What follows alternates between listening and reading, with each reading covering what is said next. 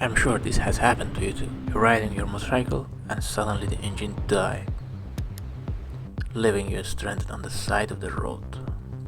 After a quick check, you find out there's no spark. One of the common causes of no spark on motorcycle is a failed CDI unit. Cheap, no-name CDI unit don't last very long. But why do they fail so quickly? The first reason is the use of cheap and low quality components.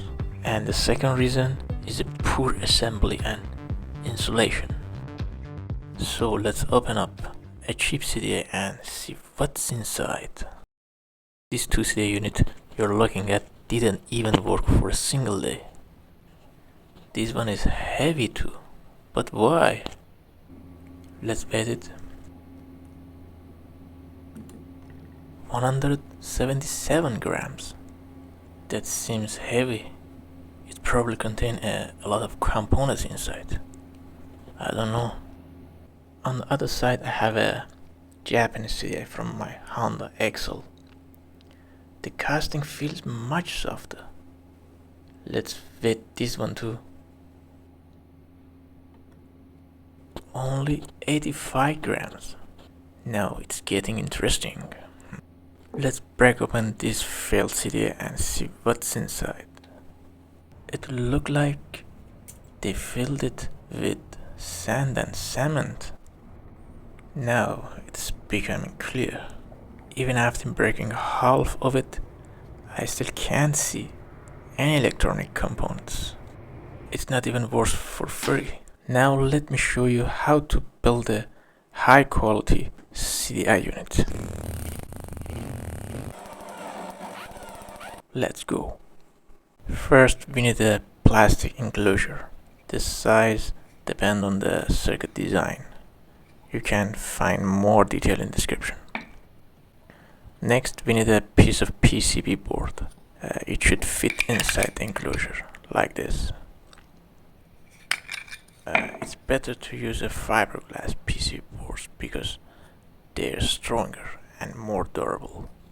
Next we need a connector for the CDI input.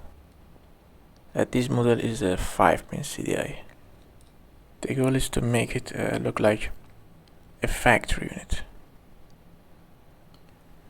To draw the circuit on the board, we're gonna use a waterproof marker. This is a classic and sample method. Chapter 1: PCB board. Most of you are familiar with this method. First we smooth the PCB surface with a fine sandpaper. Next we draw the circuit layout on the board. Then we place it in the plastic container and fill it with PCB etching solution and warm water. And gently move the container around until the board is etched. This usually takes a few minutes. That's it. And finally clean the board again with a fine sandpaper. Chapter 2: Improving the circuit design. At this stage we'll think out all the traces. Look. That's it. This improves bus safety and performance. Pay attention to the area where traces very close together. Like here. You can see. And here. Scratch a small gap between them to prevent short circuit. Chapter 3: Choosing components. Component selection is very important. Don't expect too much from the cheap Chinese components. Use genuine components to expand circuit life. For example, this Siemens capacitor was taken from the old German telephones, and this one is a Japanese capacitor. It's over 50 years old, yet it's still working perfectly, like a first day. I salvaged many of components from the old Japanese and American electronic boards. For example, this capacitor and thyristor came from the old CRT television. Now let's take a look at schematic and component list.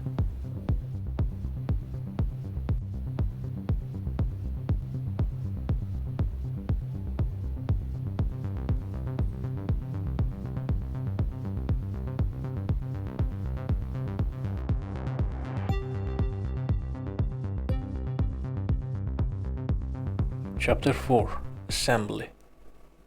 In this method, all components are soldered on the back side of the board. No drilling is required. Carefully solder all components according to the diagram.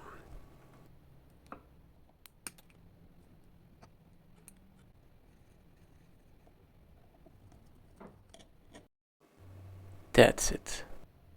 Then connect the socket following the pinout shown in the schematic. It's almost done. Before the final step, let's do bench test and make sure everything is okay. I've connected our CDI according to the diagram. There's a kill switch, a coil. Let's see if it works.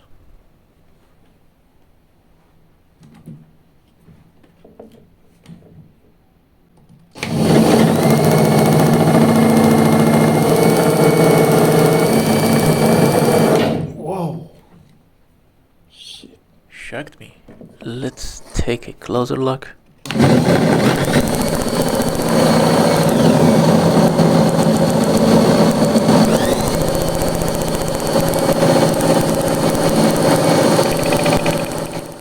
As you saw, our CDI successfully passed the first test. Now let's move on to the final stage. Chapter 5: Insulation. First, stick the PCB inside the enclosure using super glue, like this. Perfect. Now prepare enough epoxy resin to fill the enclosure. This step is very important because it improves safety and reliability. Also, you can use a leather color powder to hide the components. I'm gonna use a brown color. Mix it thoroughly until the mixture is completely uniform, like this. Fill the enclosure completely and allow the epoxy to cure. This usually takes a few hours, depending on the epoxy.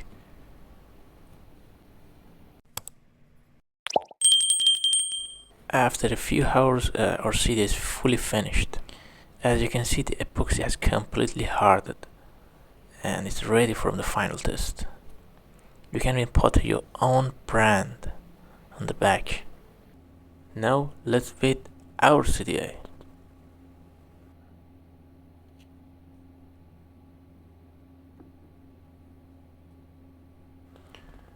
It's about 92 grams. Compared to the Deathstone CDI, this one is much better. Well, let's see how it performs in the real world. For this, I came to a mountain route. I've installed the CDI here. I had added some extra wiring. The original CDI is located under the fuel tank. And I disconnect it. Let's start the engine.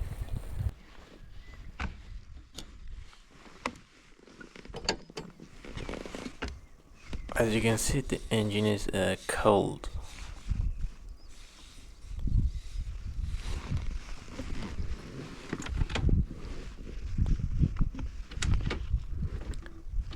First kick.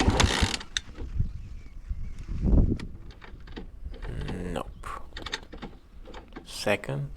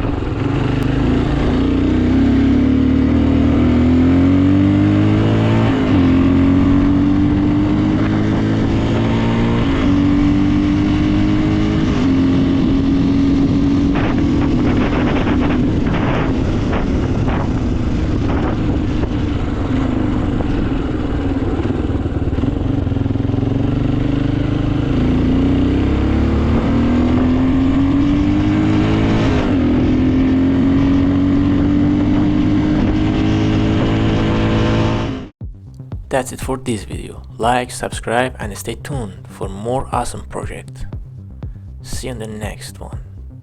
Farewell.